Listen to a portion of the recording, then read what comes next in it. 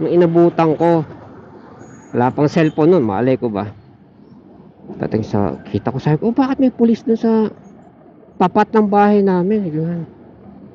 Pagtingin ko, nandoon si teacher, tsaka yung tiyahin niya. Seryoso. Ang humarap, yung tiyuhin ko, stepfather ko. Wala pa yung mother ko eh. Nag-o-office sa bangko. Stepfather ko yung ano yung seaman yun, seaman. So, wala siyang sakay nun. Siya yung humarap. Tapos parang, oh Joy, kausapin mo to, butya. Ako naman, ano, parang, tayo namumutla ako, naalala ko eh. Parang, ano po yun? Ano po yun? Eh si Christine, syempre, namumugto na yung mata. Si teacher, namumugto na yung mata. Parang alam na. Kasi yung huling usap namin, initsahan niya ako ng ano eh, pregnancy test eh, na positive. Tapos, nagbitaw ako ng salita na baka hindi akin yan. Parang gano'n, akin ba yan? Parang gano'n. In denial ako. Ganyan. Ewan ko kung meron ng anong time na yon. Kung meron man, mahal siguro, mga 20 mil. Yung tawag nun, yung DNA test. That was ano eh, 1995. Meron na yun, 95. 94 pala, 94. So meron na, may DNA test lang. Ganun. Pero siya, she swore by her mother's grave na akin yun. Wala naman daw siya ibang jowa. Kung meron man siyang ibang jowa, hindi yun na hindi ko kasabay, tipong ganon. Eh syempre, ako pag confronted ako sa ganon, hindi na ako maalma. Kutsa baka may pusasan ako. Sabihan lang ako ng rep, edi kulong ako, di ba?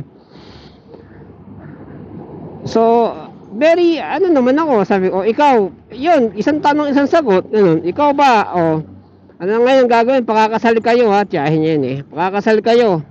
Pakakasalan mo tong pamangking ko. Eh, gano'n. Sabi ko, oo. Sabay, pagka-oo ko, parang galing sa ilong, ano. Sabay lingon kay teacher, pumapayag naman pala itong boyfriend mo. Natural, papayag ako. Sumugod kayo dito na nasa police car eh. Hindi ko sinabi yun pero isip-isip ko. Ayun, may magagawa pa ba? Kumati na eh. Although at that time, medyo kumikita na ako noon kasi yung ate ko, pinag-ano niya ako, pinag-escort niya ako sa mga biyahe. Escort means, may delivery na truck, ganyan. Ako yung sasama sa truck para wag masulot sa client. Ganon, wag dumekta yung client sa supplier, sa halimbawa, Coco Lumber, ganon. Mga Coco Lumber, mga manunulot pa yan eh. Ganon, sa ako maniningil, ganon. Kaya, sa taong 1994, kapag ikaw naka-cellphone, diba, nasa bus ka, ang bus pa nga nun, yung malalaki, yung kulay dilaw, yung Marikina, ganon. Kapag ikaw naka-cellphone nung time na yun, pucha, angat ka sa iba. Kasi at that time, di tahimik. Yung isa bus, traffic, umandar, ganyan. Tapos bigla nag-ring yung cellphone ko para kausapin ako. Joy, kumusta na yung pinaningil mo? Ano nga, ganyan. Tapos, puta yung mga tao, parang nagbubulong, may naka-cellphone. Tinan mo, may kausap sa ano. Pucha, angat ka sa iba kapag naka-cellphone ka. Yung time na yun. So, hawak-hawak ko yung cellphone na yun habang kinakausap ako ng tiyahin niya. Ayan. Matinong usapan yan ha. Ganito, pag-usapan yung ganito. Basta, kumbaga, wala nang atrasan. Kumbaga, basta yun na yun. Nung medyo, na yung tension, medyo bumaba na yung tension, gusto niyang magtawag. Yung landline, kita mo may landline pa yung time na yun. Yung landline namin, may problema, parang no dial tone, ang tawag dati doon, no dial tone. So, hindi siya makatawag. Sabi ko, inilabas ko yung cellphone ko. Sabi ko, dito na lang po kayo tumawag. Sabi ko, Gulat siya. Oh, may ano pala to eh. Oh. Naka-cellphone oh. Diba? Oh. Tapos, yung mga cellphone ng sinauna na yon, ang uso yung malaki, yung mabigat. Yung cellphone ko, yung ano, yung 30, Nokia yun eh. Hindi pa 3210 nun eh. May antena pang konti. Kung ano mong modelo yun. Malaki, mabigat na ano, na, hindi, malaki, mabigat yung ano, yung modelo. Kumbaga, modelong klase ng cellphone. Hindi yung mabigat. Oh, ano naman pala to eh. Parang na-impress siya, naka-cellphone. Sige ma'am, tawag niya. Baka mahal to. Sabi, hindi, sige ma'am, may load, may ano yan. Sabi ko, pwede naman yan. Sabi, ako, ano, pwede kayo makatawag. Oh, di ba? Ah.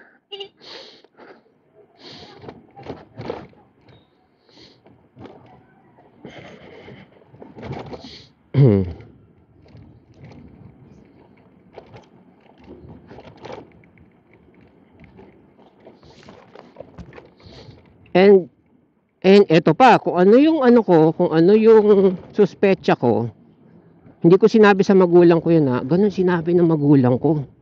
Actually, yung tiyuhin ko, nagsalita din ng ganun, tiyuhin lang tawag ko, pero stepfather ko yun. Sabi, Joy, sa'yo ba yan? Parang kami lang nag-uusap. Yun na nga eh, kasi on and off kami. Oh, yun naman pala eh, baka hindi sa'yo yan, Joy. Ano yan? Joy pala, ako malito. Baka hindi sa'yo yan, Joy. Sabi nga, yun na nga eh, lalo tuloy akong na ano tuloy, nabibilang tuloy sa oo nga eh, wala na parang isip-isip ko, wala na, mate na eh, anong gagawin ko ah. Pero oo, panindigan mo yun, Joy, sabi nga ganun, kasi baka mamaya, ano ka ng rape niyan, kulong ka pa, sabi nga ganun. Kaya sige, panindigan mo na yan, Joy, sabi nga ganun.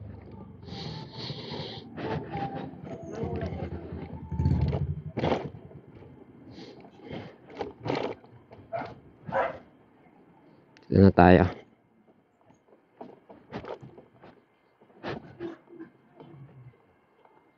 Ayan. Pakila. Ha? Yan. Thank you.